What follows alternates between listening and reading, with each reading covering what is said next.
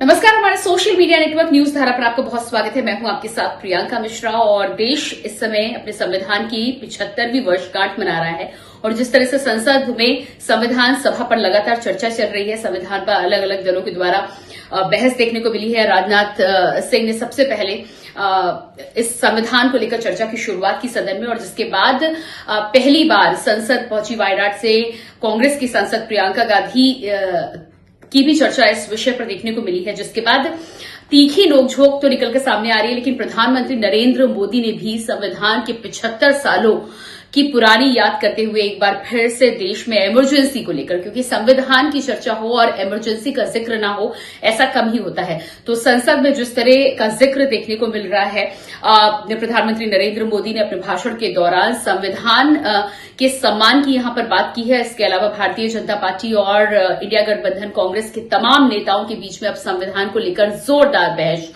हर मुद्दे पर देखी जा रही है। एक तरफ सदन में ये चर्चा चल रही है, तो दूसरी तरफ जिस तरह से राज्यसभा के स्पीकर और साथ ही साथ उपराष्ट्रपति जगदीप धनखड़ को लेकर अविश्वास प्रस्ताव विपक्ष के द्वारा कांग्रेस की अध्यक्षता में लाया गया है, ऐसे में देखना ये होगा कि संविधान की बात तो हर दल के द्वारा की जा रही है, लेकिन संविधान को सुरक्षित और संविधान को सम्मान देने की जब बात आती है तब ये सब दल क्या अपने गिरेबान में झांकना भूल जाते हैं।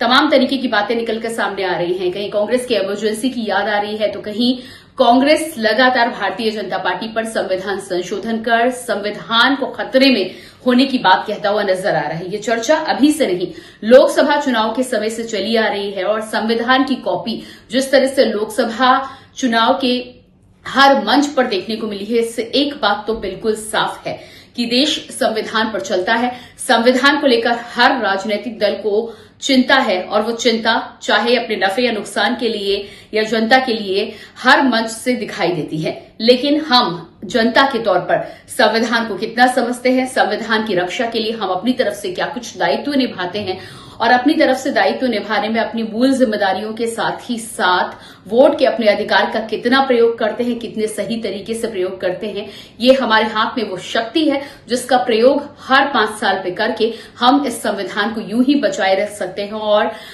लोकतंत्र की जननी जिस भारतवर्ष को कहा जाता है, उस परंपरा को, उस सम्मान को, उस ऊंचे भारत को हम कायम रख सकते हैं। उसके लिए आपका क्या सोचना है? आपको क्या लगता है कि संविधान बचाने की जो बात की जाती है, क्या वाकई में उसकी जरूरत है?